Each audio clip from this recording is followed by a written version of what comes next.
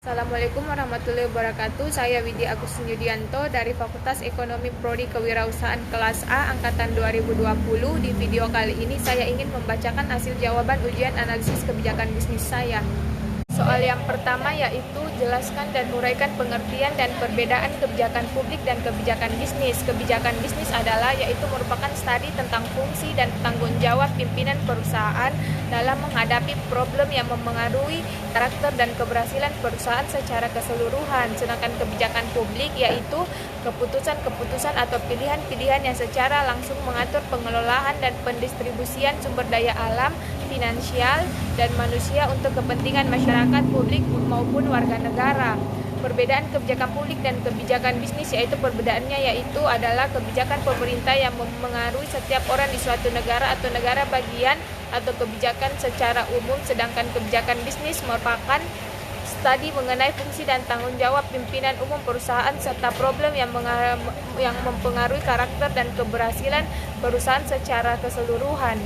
Soal yang kedua yaitu jelaskan dan uraikan faktor-faktor yang mempengaruhi pembuatan kebijakan bisnis, yaitu faktor-faktor yang dapat mempengaruhi pembuatan kebijakan bisnis yaitu yang pertama, pertimbangan regulasi dan kebijakan pemerintah. Setiap organisasi ataupun perusahaan yang beroperasi dalam kelompok masyarakat yang lebih luas perlu mempertimbangkan apa yang dapat dan tidak dapat dilakukan dalam menyusun strategi kebijakan perusahaannya. Yang kedua, kondisi persaingan secara keseluruhan merupakan faktor penentu strategi yang besar.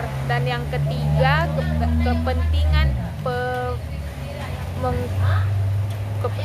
pemangku stakeholder seperti yang kita ketahui, para pemangku kepentingan dalam bisnis dapat bersifat eksternal maupun internal. Dan soal yang ketiga adalah jelaskan dan uraikan maksud dari strategi dan kebijakan bisnis, yaitu strategi adalah proses untuk membantu organisasi dalam mengidentifikasi apa yang mereka capai dan bagaimana seharusnya mereka mencapai hasil yang bernilai.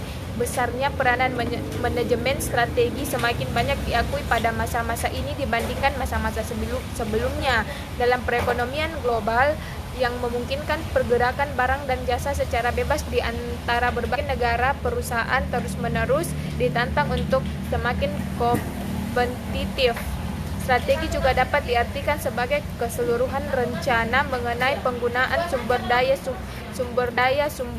untuk menciptakan suatu posisi yang menguntungkan. Dan kebijakan bisnis yaitu merupakan pedoman yang dikembangkan oleh suatu perusahaan untuk mengatur tindakan-tindakan bisnis dengan mengidentifikasikan batas-batas di mana keputusan bisnis tersebut harus dibuat. Untuk soal nomor 4 yaitu sebuah perusahaan harus menetapkan arah perusahaan dengan berlandasan yaitu satu, pembentukan visi perusahaan.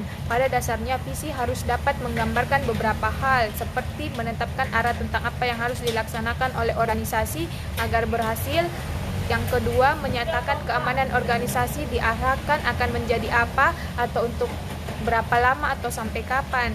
Dan misi perusahaan yaitu melakukan proses brainstorming dengan menjejerkan beberapa kata yang organisasi. Yang kedua, menggambarkan penyusunan prioritas dan pemafokusan pada kata-kata yang paling penting. Mengkombinasikan kata-kata yang telah dipilih menjadi kalimat atau paragraf yang menggambarkan isi perusahaan. Untuk strategi yaitu perusahaan merupakan pola atau rencana yang mengintegrasikan tujuan utama atau kebijakan perusahaan dengan rangkaian tindakan dalam sebuah pertanyaan yang saling mengikat. Strategi perusahaan biasanya berkaitan dengan prinsip-prinsip secara umum untuk mencapai misi yang dicadangkan perusahaan serta bagaimana perusahaan memilih jalur yang spesifik untuk mencapai misi tersebut. Menurut soal yang kelima yaitu jelaskan dan uraikan dari 3 landasan tersebut dan bagaimana hubungan antara perumusan visi dan strategi perusahaan.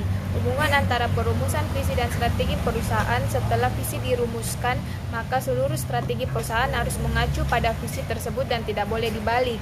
Strategi yang dulu disusun duluan baru visi belakangan, sebab hal ini dikhawatirkan strategi tidak akan efektif karena komitmen dan arah tujuan seluruh orang dalam perusahaan berbeda dan berkotak-kotak dalam fungsional struktur.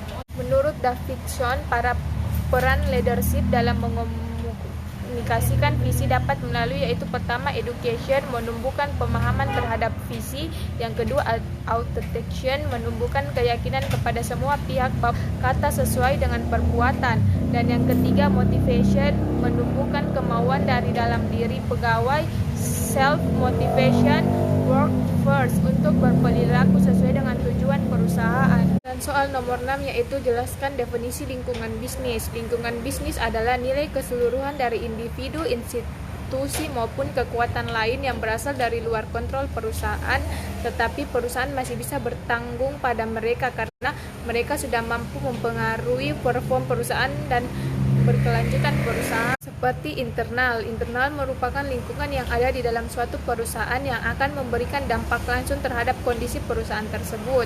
Analisis lingkungan internal dilakukan untuk mengidentifikasi suatu keadaan internal perusahaan yang meliputi kekuatan dan kelemahan, dan sedangkan eksternal yaitu berdasarkan identifikasi lingkungan eksternal perusahaan, maka diperoleh beberapa faktor eksternal yang berupa peluang dan ancaman bagi perusahaan. Lingkungan eksternal adalah semua elemen dari luar organisasi relevan untuk operasi. Unsur-unsur di dalam organisasi sulit dikendalikan namun berpengaruh terhadap organisasi. Organisasi tidak dapat berdiri sendiri atau memenuhi kebutuhannya sendiri. Dan untuk nomor 7 yaitu fenomena strategi bisnis yang dilakukan berdasarkan ketiga gambar ini menunjukkan bahwa untuk gambar yang pertama yaitu dengan adanya film Korea, salah satu dari pemain ini mengiklankan memakan permen Kopiko. Ini akan menjadi daya tarik pembeli untuk mengikuti makanan permen Kopiko.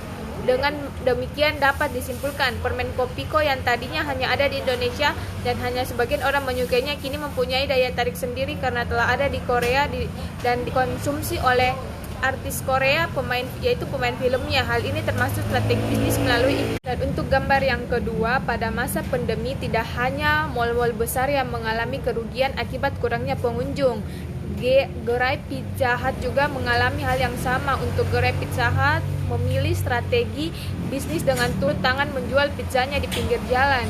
Gerai pizza sangat mengejutkan masyarakat karena kurangnya pengunjung. Gerai pizza mengalami kerugian dan harus turun tangan. Dan untuk gambar yang ketiga yaitu beda halnya dengan gambar yang ketiga yang mengeluarkan atau meluncurkan aplikasi. Ini termasuk strategi bisnis yang jarang kita ketahui. Tetapi dengan meluncurkan aplikasi ini UMKM akan semakin dikenal tidak hanya di Surabaya tetapi di seluruh dunia. Dan untuk soal yang terakhir nomor 8 yaitu menurut saya dalam memulai bisnis perlu adanya strategi bisnis yang diterapkan dalam sebuah usaha atau perusahaan. Dalam strategi kita perlu untuk mengendalikan usaha kita agar tepat sasaran. Setelah menentukan strategi dan telah mengendalikan usaha, kita perlu mengadakan evaluasi agar kita bisa lihat apa kesalahan serta apa yang perlu dilakukan ke depannya agar usaha tetap pada strategi yang kita buat pada awalnya. Sekian dari jawaban saya, kurang dan lebihnya mohon dimaafkan. Wabillahi taufiq wal hidayah. Assalamualaikum warahmatullahi wabarakatuh.